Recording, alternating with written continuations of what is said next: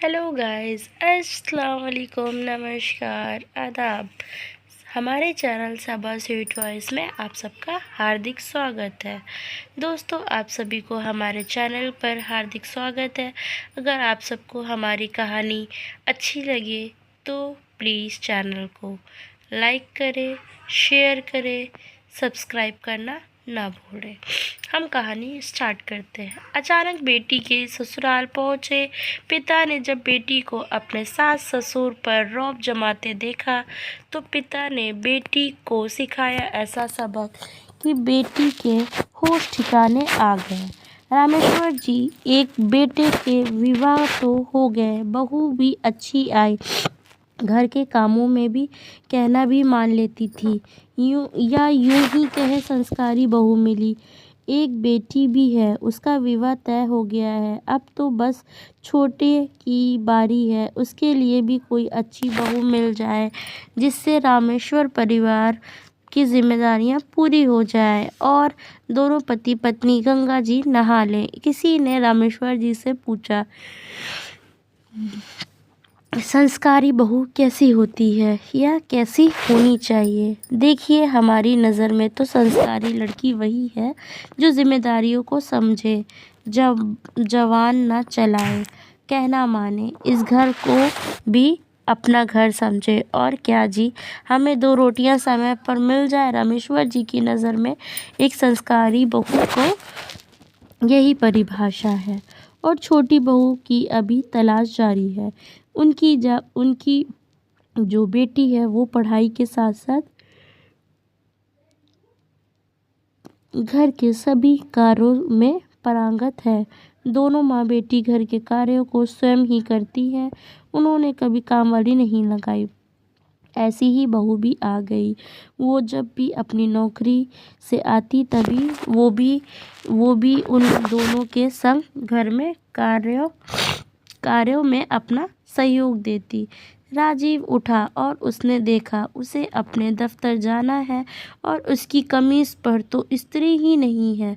उसने झट से गौरी को आवाज़ दी और बोली, तू सारा दिन क्या करती रहती है?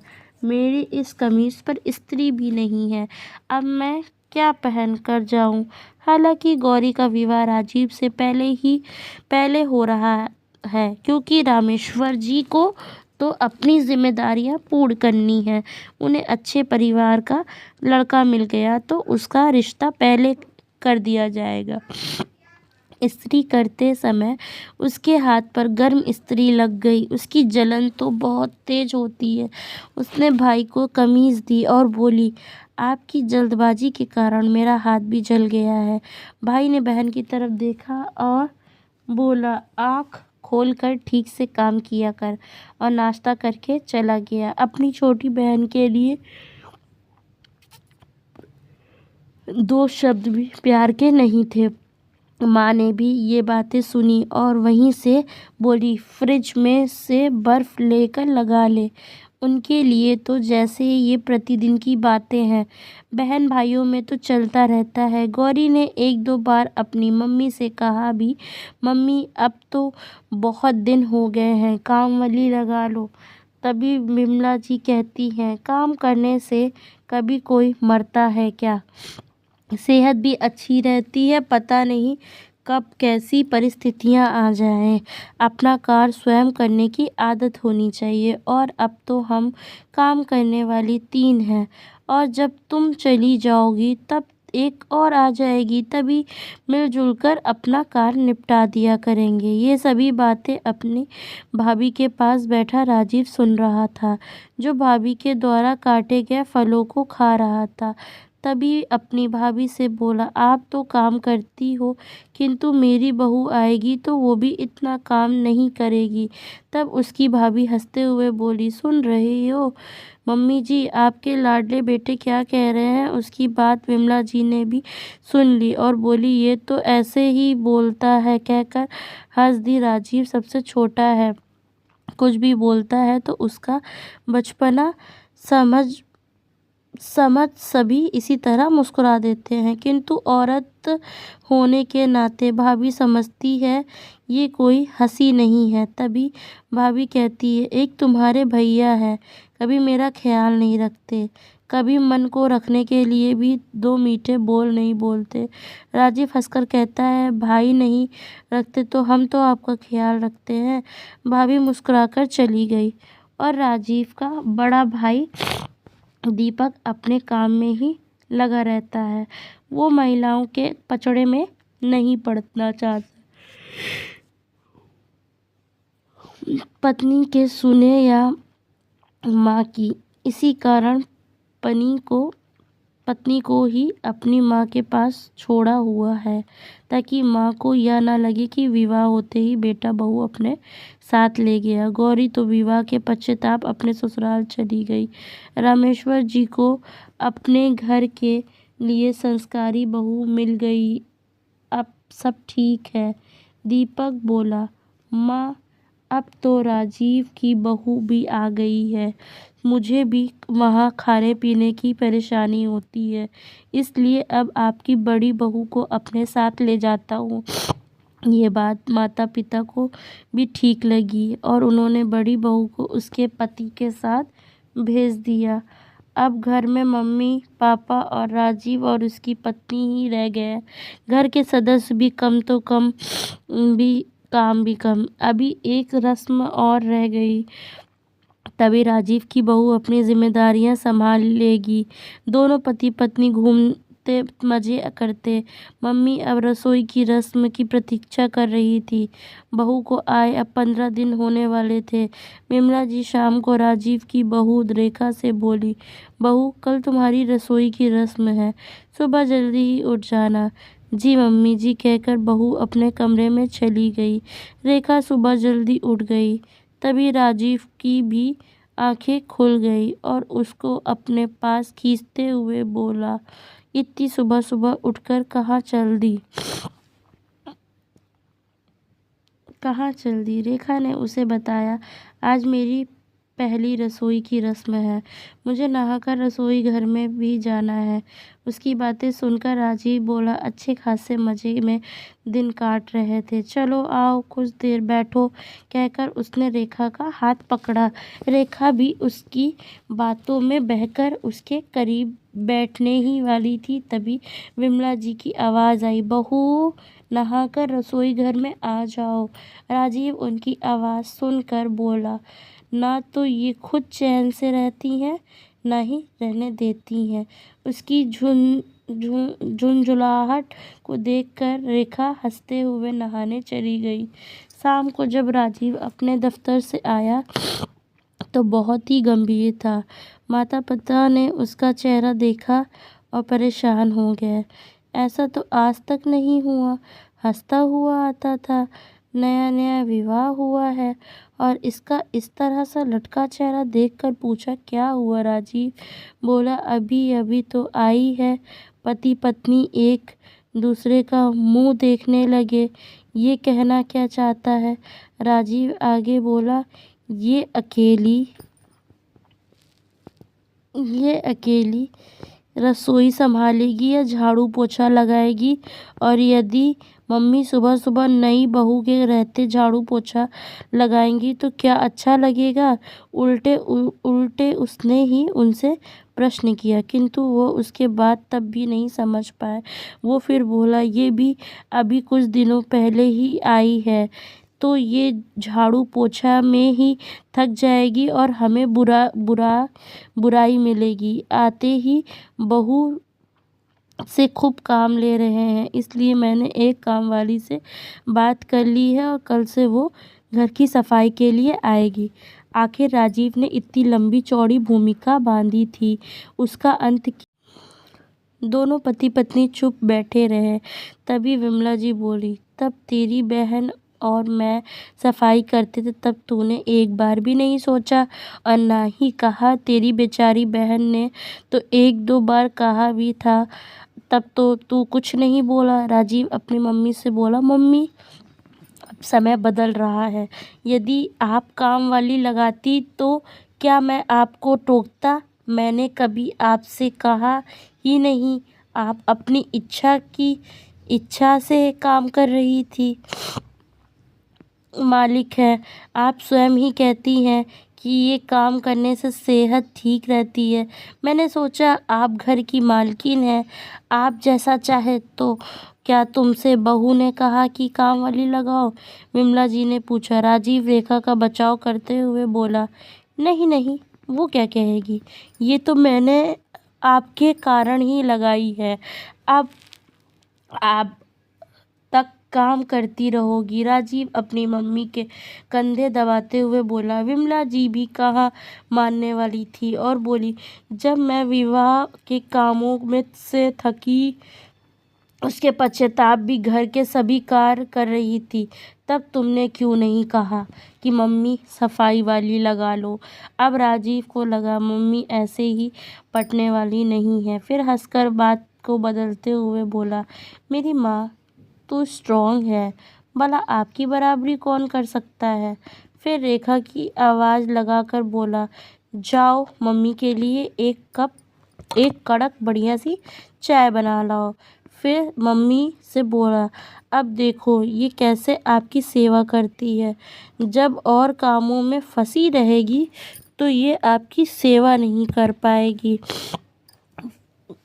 थक जाती है तो आप पर ध्यान नहीं जाता। अब बहू से सेवा करवाओ। जितनी देर में चाय बनकर आई, उतनी देर में राजीव अपनी मम्मी पापा को शीशे से में उतार चुका था। वो दोनों भी प्रसन्न हो गए कि हमारा बेटा हमारे लिए सोचता है। अगले दिन रेखा उठती है और नहाने के लिए तैयारी करती है। राजीव बोला, अब तुम सुबह सुबह उठकर कहाँ चल दी?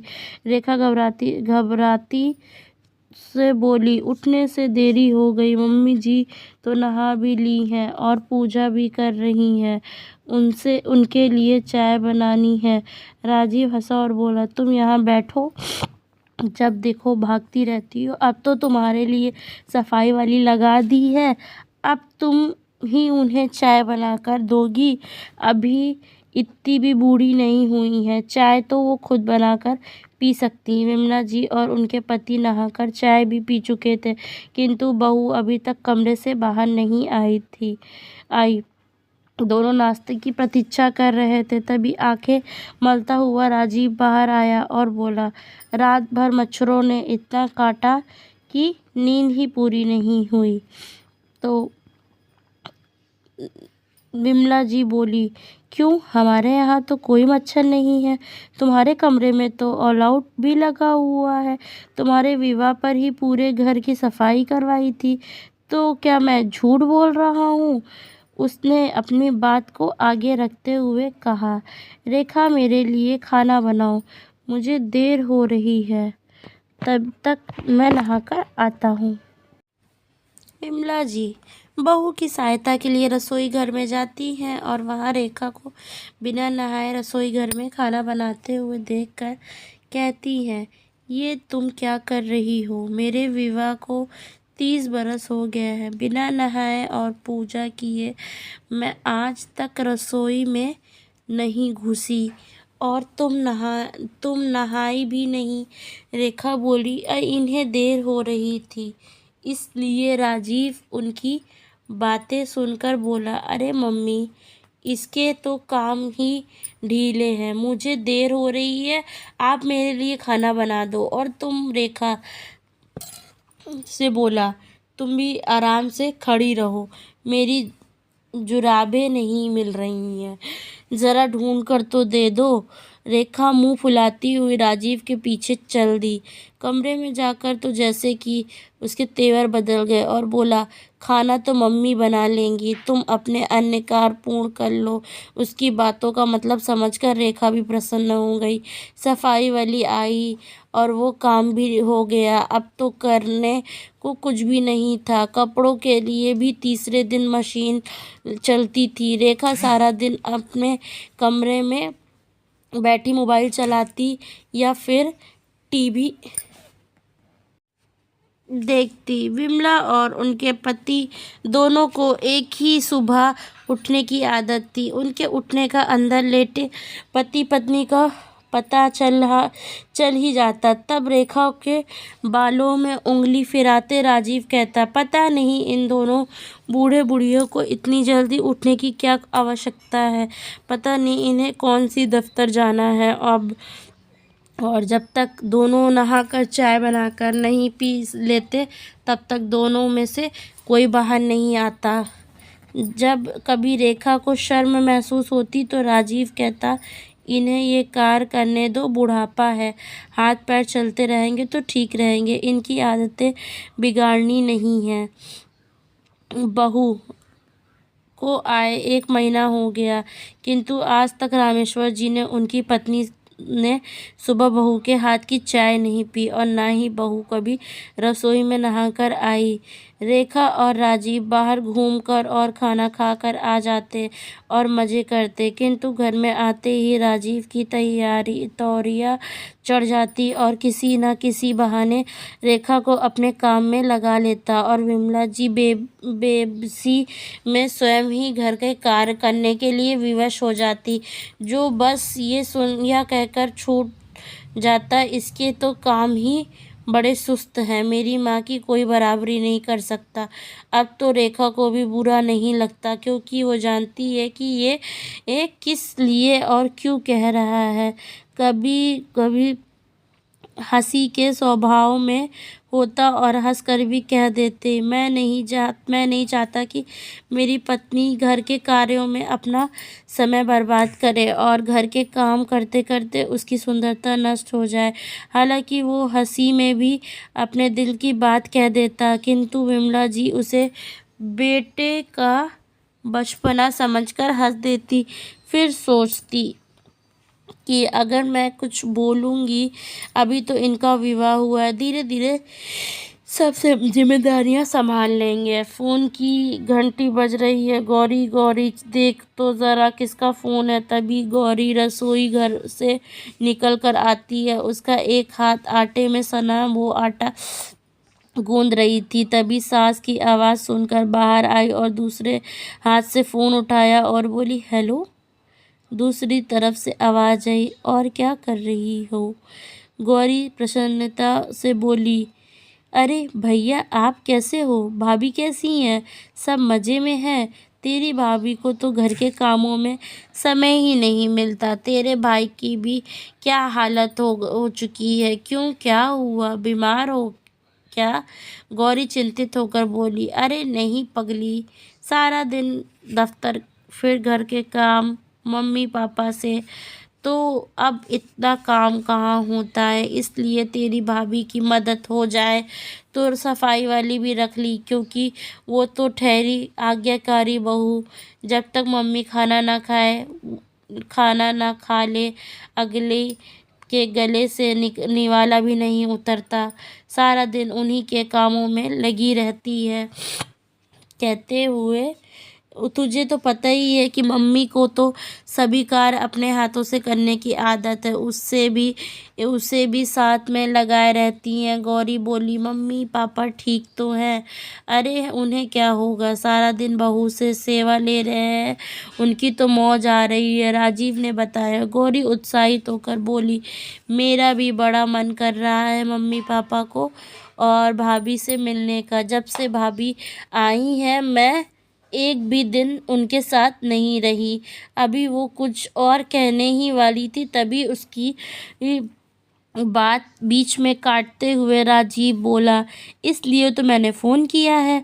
तेरी भाभी भी तो यही कह रही थी कि गौरी दीदी से मिलना नहीं हुआ, उनसे मिले बहुत दिन हो गए हैं। तब मैंने भी उससे कह दिया, इसमें कौन सी नई बात है, तेरा उससे मिलने का दिल कर रहा है तो हम मिलवा देते हैं। आखिर तेरा भाई हूँ, प्राण जाए पर वचन न जाए, इसलिए तो तुझे फ़ोन किया। देख, दिवाली तो हम अपने घर मनाएंगे, उसने एहसान जताते हुए कहा, किंतु अगले दिन मैं तेरे घर आ जाऊंगा भैया दूज पर। हम दोनों तेरे घर होंगे, भाई दूज मनाकर ही आएंगे। तेरा भी अपनी भाभी से मिलना हो जाएगा और उसका भी दिल लग जाएगा। बेचारी जब से यहाँ आई है तब से कहीं नहीं गई है, मम्मी पापा के सिवा और घर के कार्यों में ही व्यस्त रहती है। ठीक है भैया कहकर गौरी फ़ोन रख देती है और रसोई घर की ओर चल देती है। उसकी सास पूछती है किसका फ़ोन था। अपने आंसुओं को रोकते हुए कहती है भैया का था, इस बार भाई दूज पर यहीं आ रहे हैं। सास बोली भाई दूज पर तो तू अपने घर जाने के लिए उत्साहित थी। तो वो मरी सी आवाज़ में बोली उसे अपने भाई भाभी के आने पर प्रसन्नता होनी चाहिए थी, किंतु उसे तो रोना आ रहा था। कितने दिनों से इस दिन का इंतज़ार प्रतीक्षा कर रही थी कि घर जाऊंगी, अपने मम्मी पापा से मिलूंगी, नई भाभी के साथ रहूंगी, उसके हाथों का बना खाना खाऊंगी। जब से यहाँ आई हूँ काम ही काम, थोड़ा आराम भी नहीं हो जाएगा। मायके में तो वो माँ सिखाने के लिए काम कराती थी, यहाँ तब तक तब से उसका टेस्ट ही दे रही हूँ। घर आकर राजीव बोला मम्मी अब की बार गौरी भाई दूज पर नहीं आ रही है।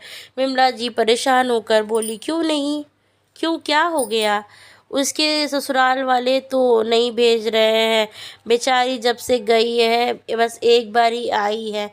मैं तो सोच रही थी कि अब की बार 2 या 4 दिन रखकर भेजूंगी बेचारी अब क्यों नहीं आ रही है। राजीव बोला अब मुझे क्या पता, उसका फ़ोन आया था, कह रही थी भैया भाभी तुम लोग की यहाँ आ जाओ, मेरा शहर भी घूम लेना और कुछ दिन रहकर जाना। नंद भाभी मस्ती करेंगे, वो तो वो बड़ी ज़िद कर रही थी, दिवाली से पहले ही आ जाओ, किंतु मैंने मना कर दिया। कहा कि त्यौहार तो हम अपने घर में ही मनाएंगे।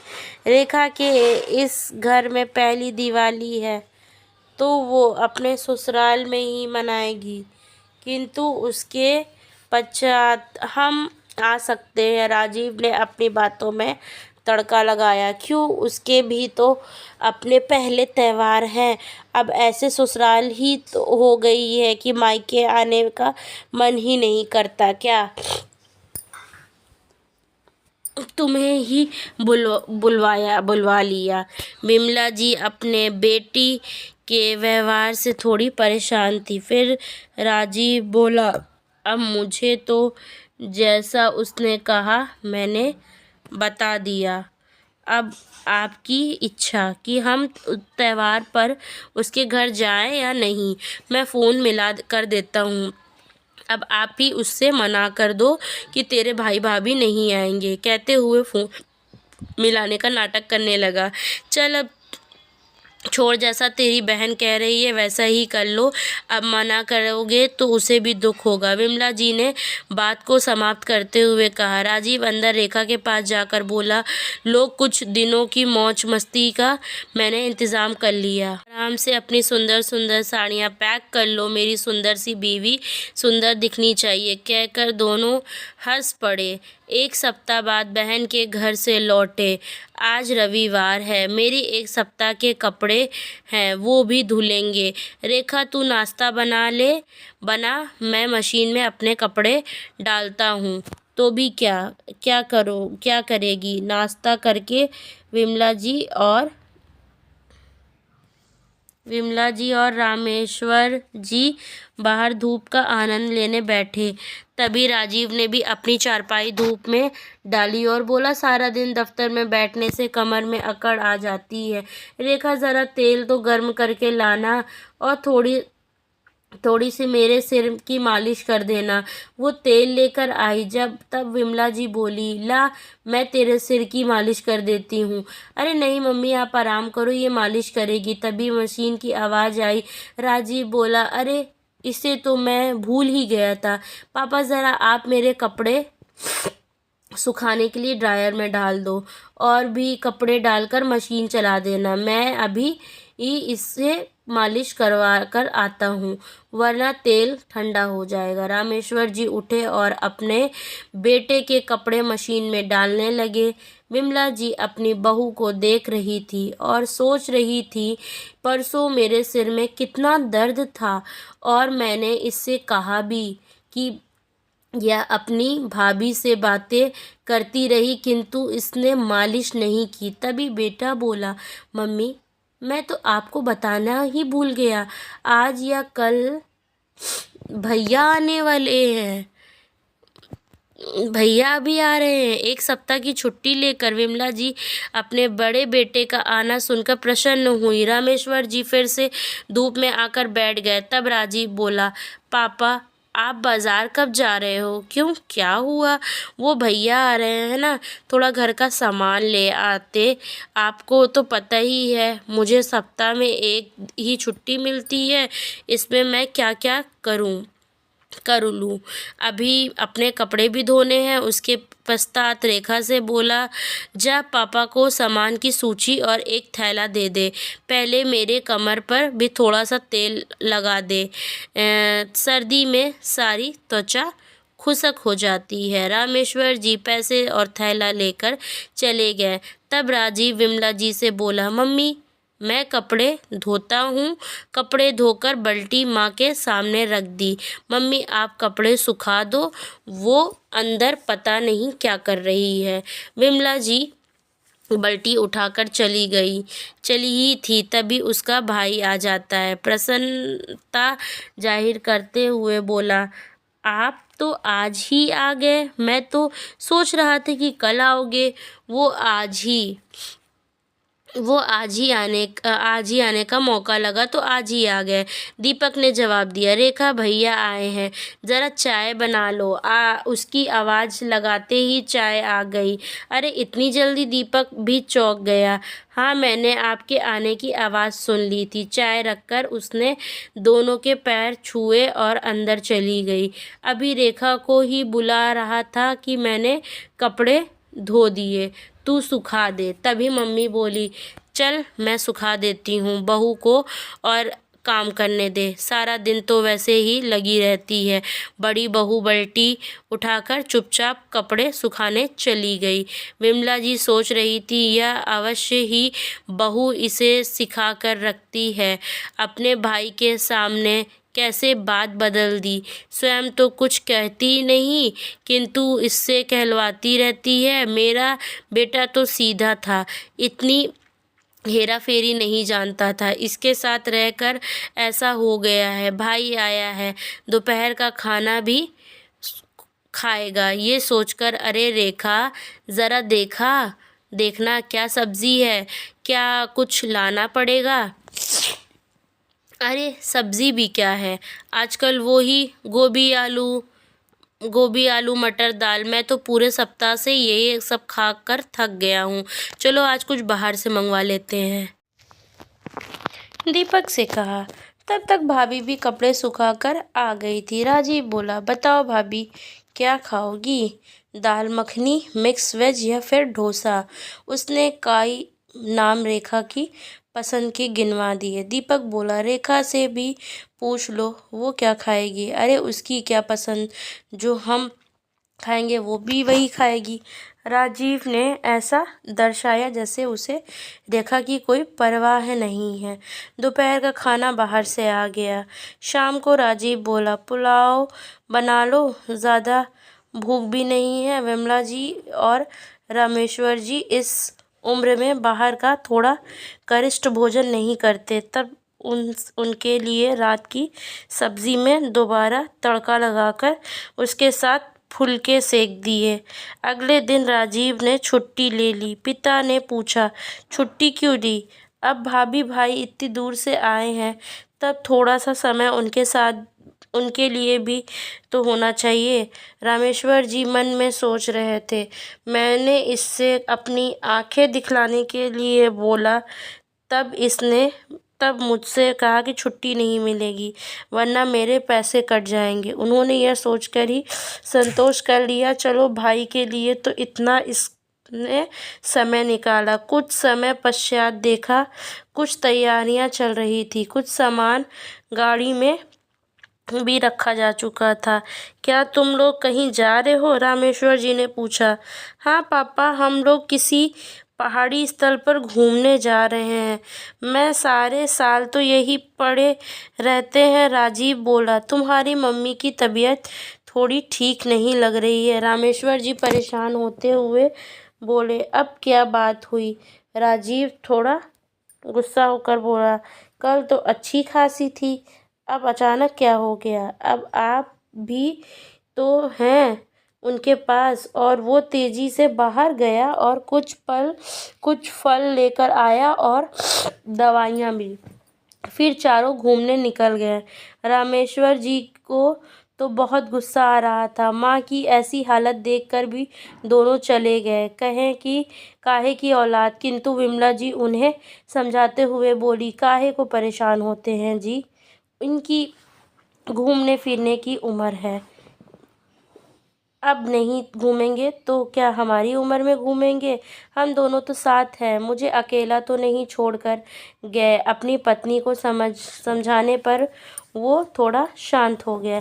अब तक की हालत देखते हुए विमला जी के मन में ये बात तो बैठ ही गई थी कि बहू संस्कारी नहीं, इसने तो लड़के को आते ही मुट्ठी में कर लिया, इसी का कहना मानता है। मेरा बेटा तो ऐसा नहीं था। क्या दोष देना, चुपके से इसके कान भर देती है और ये कठपुतली की तरह चल देता है। वो इतनी भी समझ गई कि इसकी बहू पर काम का बोझ ना पड़े, इसलिए भाभी भैया को भी बाहर घुमाने ले गया। एक सप्ताह किसी तरह बीता। दोनों पति पत्नी वापस जाते समय थोड़े चुप थे। रास्ते में मीना बोली, आपने देखा, मम्मी कुछ अशांत थीं, पापा जैसे खुश नहीं थे। हाँ, मैंने महसूस किया। राजीव पहले से बहुत अधिक बदल गया है। मैं उससे कुछ कह भी नहीं सकता। मैंने उसे समझाना चाहा तो कल को यदि उसने कुछ कह दिया तो मैं कुछ नहीं कर पाऊंगा। या कहते हुए दीपक मीना ने पूछा, दीपक कहता है यदि मैंने उससे कह भी दिया कि मम्मी पापा के साथ ऐसा व्यवहार ठीक नहीं है और उसने पलट कर जवाब दे दिया कि तुम्हें अच्छा नहीं लगता तो अपने संग ले जाओ, तो मैं क्या करूँगा? 2 कमरों का किराए का घर मकान है, ऊपर से इतनी महंगाई। मैं भी तो अपनी जिम्मेदारियां पूर्ण तो निभा नहीं पाऊँगा। जब मैं कोई कार्य नहीं ठीक से कर सकता तब मैं दूसरों को क्या दोष देना? मीना बोली, मैं भी नौकरी कर लूँगी, 4 पैसे घर में आएंगे। दीपक बोला, बात तो सही है, बात तो वही रही ना, हम दोनों बाहर जाएंगे तब भी वो तो उनकी सेवा नहीं कर पाएंगे। अब जैसा चल रहा है चलने दो। आज कमला जी की लड़की का विवाह है। विमला जी भी अपनी बहन की बेटी के विवाह में आई हैं। विवाह से 4 दिन पहले ही आई हैं। हंसी खुशी का वातावरण है, तब भी कुछ क्षण एकांत में मिल ही गए। कमला जी अपने मन का दर्द नहीं छिपा सकी और बोली, कहने को तो 2 बेटे हैं, किंतु एक बेबस है, वो साथ नहीं दे पा रहा है, और दूसरा इस तरीके पास कम रहने के लिए विवश है। फिर सोचती हैं हूँ जिनके एक ही बेटे हैं वो भी तो सब्र कर लेते होंगे। क्यों, क्या बहू कुछ कहती है? कमला बोली, यही तो दुख है कि वो कुछ कहती नहीं, हमारा अपना खून ही सब संभाल लेता है, उसे कहने की आवश्यकता ही नहीं पड़ती। सास बहू की नोक-झोंक को तो बेटा संभाले, जब बेटा ही ऐसा कार्य करे तब किससे कहें। साल भर का रिश्ता 25 साल के रिश्ते पर भारी पड़ गया है। विमला जी आंखों में आंसू भर कर बोली, तुम भी क्या जीजी बेबसों वाली जिंदगी जी रही हो? तुम क्या किसी पर निर्भर हो? बस हिम्मत छोड़ो, बैठी हो। तुम अपने बेटे से बात क्यों नहीं करती? आखिर तुम्हारा अपना खून है, समझेगा तो समझ जाएगा। आखिर तुम उसकी माँ हो, थोड़ा साहस से काम लो। कमला जी ने उन्हें हिम्मत दी। तू क्या जाने मेरी परेशानी, मैंने अपने बेटे से ही कहा। क्या तुझे याद है कि हम तेरे माता पिता हैं? और क्या तुझे यह व्यवहार शोभा देता है? कि विमला जी ने बताया सारी बातें। तब फिर क्या बोला? कमला जी उत्सुक होकर बोली। कहने लगा, तुम लोगों का जीवन तो कट गया, अभी ये हमें अपने गृहस्थी चलानी है। तुम लोगों के चक्कर में अपनी गृहस्थी ये तो बर्बाद नहीं कर सकता। हम में झगड़े और घर परिवार टूटे, इससे तो बेहतर है कि इसी तरह जीवन चलता रहे। उन्होंने बताया। क्या जीजी? उसने ऐसा कहा। आपकी बात सुनकर तो मुझे भी डर लग रहा है। अब तो माँ के बिना कुछ भी नहीं करता, फिर ना जाने क्या करेगा, क्या होगा। ऐसा हुआ तो मैं तो मर ही जाऊंगी। कमला चिंतित होते हुए बोली।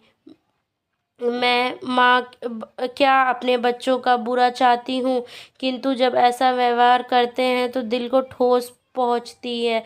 हम उनका बुरा सोचते हैं तो क्या उनका विवाह करते हैं, घर बसाने की सोचते हैं। विमला जी ने सफाई दी और बोली, मेरी सास देखी तो सारा दिन काम में लगे रहने के बाद भी एक शब्द प्यार का नहीं बोलती थी। और दीपक के पापा की तो हिम्मत ही नहीं थी कि बहू की आवाज़ में माँ से तनिक भी कुछ बोल जाए।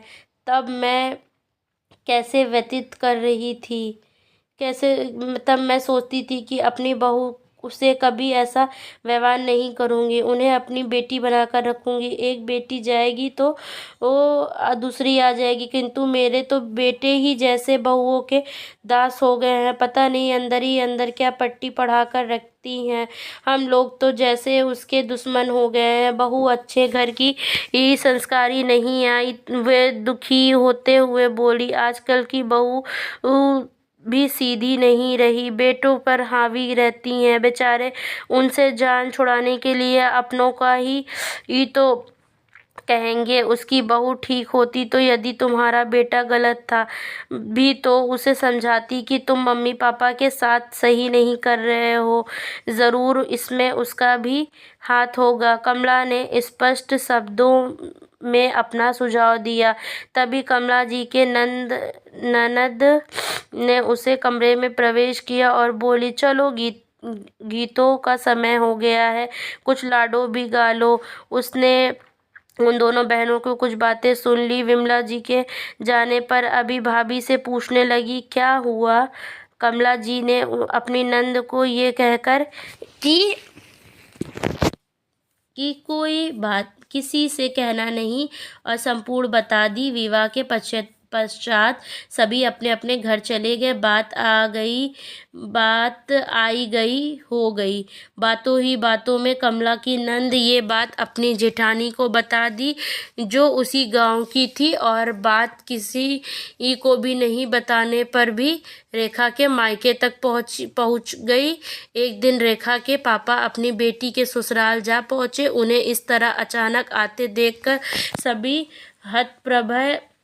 हतप्रभ रह जाती है। रामेश्वर जी उन्हें देखकर प्रसन्न होते हुए कहते हैं, समधी जी आज अचानक कैसे? प्रकाश जी थोड़े गंभीर लग रहे थे और बोले, ऐसे ही मिलने चला आया, किंतु उनके चेहरे से जैसे मुस्कुराहट गायब थी। रेखा पानी देकर चली गई और अपने पापा के लिए खाने की तैयारी करने लगी। तो अपने पापा से पूछना चाहती थी कि घर में सभी कुशल तो हैं, किंतु उनका चेहरा देखकर साहस ही नहीं जुटा पाई कि उसे पता है पापा कहते कुछ नहीं है, और जब क्रोध में होते हैं तो गंभीर ही होते हैं। घर में किसी का भी साहस नहीं कि कोई उनसे कुछ पूछ सके, सामने कुछ भी बोल पाए, किंतु उसे किसी बात का भी तो पता नहीं। इससे अंदाज़ा भी नहीं लगा पा रहे थे कि वो इस समय क्या सोच रहे हैं और क्यों आया। उसके पापा उससे मिलने आए और तो उसे खुश होना चाहिए, किंतु उसे तो अंदर ही अंदर डर लग रहा था कि चिंतित भी थी कि रामेश्वर जी चाय पीते हुए उनसे पूछते हैं, कैसे आना हुआ? वो बोले, बस ऐसे ही हालचाल पूछने आ गया। रामेश्वर जी थोड़े आश्वस्त हुए। प्रकाश जी ने रामेश्वर जी से पूछा, सब ठीक ठाक है? हमारी बेटी आप लोग का ठीक से सेवा तो कर रही है? जी सब ठीक है। सेवा का क्या, अभी हम भी इतने बूढ़े नहीं हुए हैं। अपने लायक तो कर ही लेते हैं, रामेश्वर जी ने जवाब दिया। प्रकाश जी थोड़े तेज आवाज़ में रेखा को आवाज़ लगाते हुए बोले, रेखा, तूने कभी अपने ससुर साहब को अपने हाथों से बनाकर सब्जी या दाल मखनी खिलाई? प्रकाश जी रामेश्वर जी के तरफ देखकर बोले, भाई साहब, हमारी रेखा कई सब्जियां बहुत ही अच्छी बनाती है। तब रेखा अपने अपने उसके हाथ की कितनी इतने बूढ़े नहीं हुए हैं, अपने लायक तो कर ही लेते, रामेश्वर जी ने जवाब दिया। प्रकाश जी थोड़े तेज आवाज़ में रेखा को चिल्लाते हुए बोले, तूने सब्जी बना के खिलाई कि नहीं? मैंने पूछा। अपने हाथों से तो मखनी। प्रकाश जी रामेश्वर जी को एकदम अचंभा होकर देखकर बोले, भाई साहब, हमारी रेखा कई सब्जियां बहुत ही अच्छी बनाती है। उन्होंने अपनी बात को 2 बार दोहराया और उस बात को बनाई। आपने उसके हाथ की बनी सब्जी खाई है? रामेश्वर जी सोच रहे थे। ये आते ही ना जाने क्या बातें लेकर बैठ गए। मन ही मन सोच रहे थे कि कभी रसोई घर में ठीक से भी घुसी हो तभी तो बनाती। और फिर बोले, जी खा लेंगे, अभी इसे आए कितने दिन हुए ही हैं, जब बनाएगी तो खा लेंगे। फिर उसके पापा उठे और रेखा के कमरे में जाकर बोले, रेखा इधर तो आना। रेखा अपने पापा के पास गई और बोली, जी पापा। प्रकाश जी बोले, हमने तुम्हें क्या संस्कार दिए थे? इसलिए पढ़ाया लिखाया था कि अपने बड़ों का सम्मान करना, रिश्तों को समझना, उनका सम्मान में कोई कमी ना करना और करना भूल ही गई क्या? रेखा एकदम सहम गई और बोली, क्या हुआ पापा? किसी ने कुछ कहा क्या? वो सोच रही थी, शायद मेरे सास ससुर ने मेरे पापा से शिकायत की है। नहीं, मुझसे किसी ने कुछ नहीं कहा। उन्होंने उसकी सोच को पढ़ते हुए कहा, किंतु कुछ बातें होती हैं जो कहीं नहीं जाती, महसूस हो जाती हैं या दिख जाती हैं। तुम्हें पता है ना, तेरी भाभी हम लोगों को कितना ख्याल रखती है और हम भी उसे अपनी बेटी मानते हैं। रिश्ते प्यार से बन पाते हैं। जैसे हम तुम्हारे माता पिता हैं, उसी तरह ये भी माता पिता है। इन्हें भी मान सम्मान और प्यार दोगी तो इनके दिल से भी तुम्हारे लिए दुआएं निकलेंगी और बेटे का प्यार पाओगी।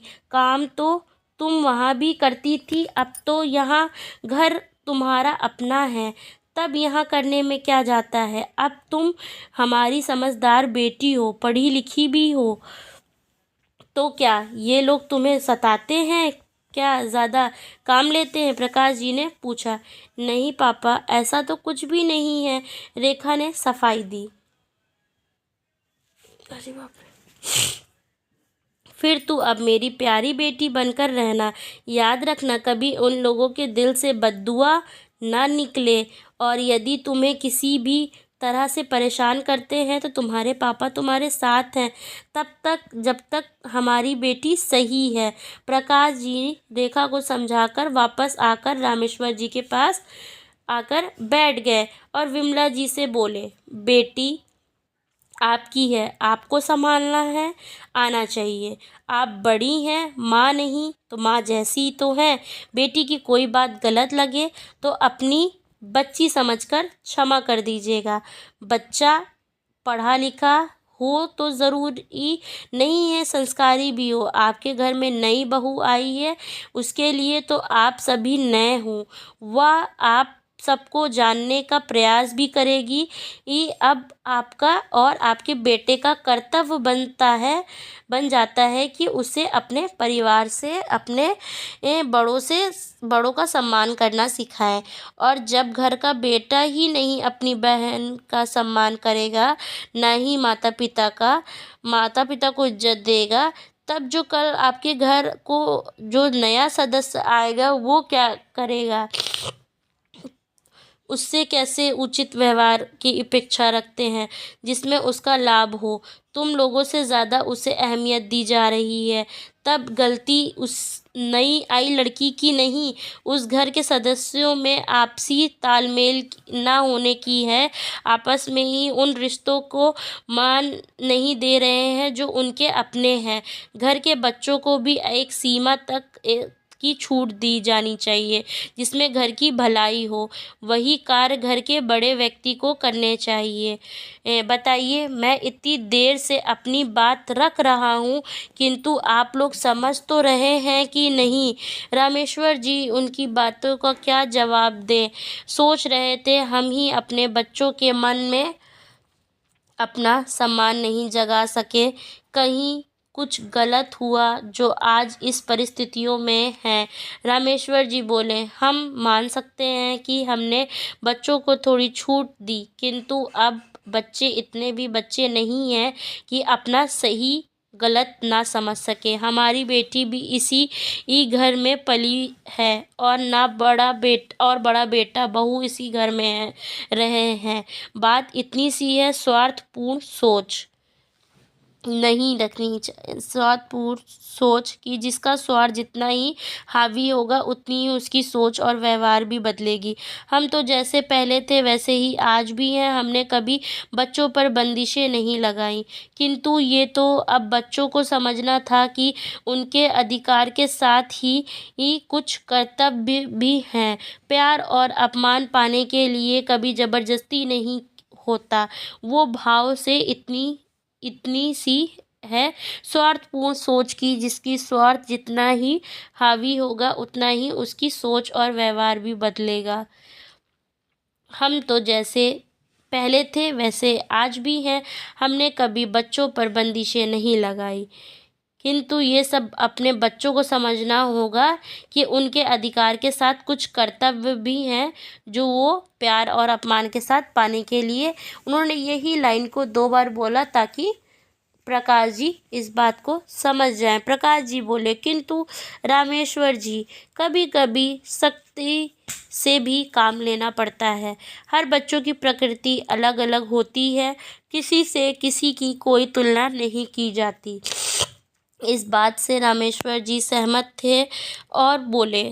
होते हुए बोले, अच्छा अब प्रकाश जी उठे और बोले, अब चलता हूँ और रेखा मेरे शब्दों पर ध्यान देना, कहकर एक विजयी मुस्कान के साथ उठे और चले गए। कुछ देर पश्चात रेखा आई और बोली, पापा मम्मी आपके लिए खाना लगा दूँ? रामेश्वर जी ने रेखा को मुस्कुराकर चेहरा देखा और बोले, हाँ हाँ लगाओ। वो अंदर खाना लेने चली गई। रामेश्वर जी मन ही मन सोच रहे थे, शायद यह नई शुरुआत है। सोचकर वो भी मुस्कुराने लगे। शाम को जब राजीव घर आया तो रेखा ने अपने पिता के आने की बात बताई और सारी बातें बताई जो उन्होंने कही थी। रेखा ने राजीव को समझाया कि वो हमारे माता पिता हैं, कुछ दिन के मेहमान हैं, उनकी सेवा करना हमारा कर्तव्य है और हमें उनकी सेवा करनी चाहिए। राजीव को रेखा की बात समझ आ गई और वो अपने माता पिता के पास गया और उनसे अपने सभी किए हुए कर्मों की माफ़ी मांगी। अब राजीव और रेखा दोनों ही अपने माता पिता की खूब सेवा करते हैं और सभी खुशी खुशी साथ रहते हैं। इस कहानी से हमें ये समझ में आता है खुशी खुशी साथ रहते हैं।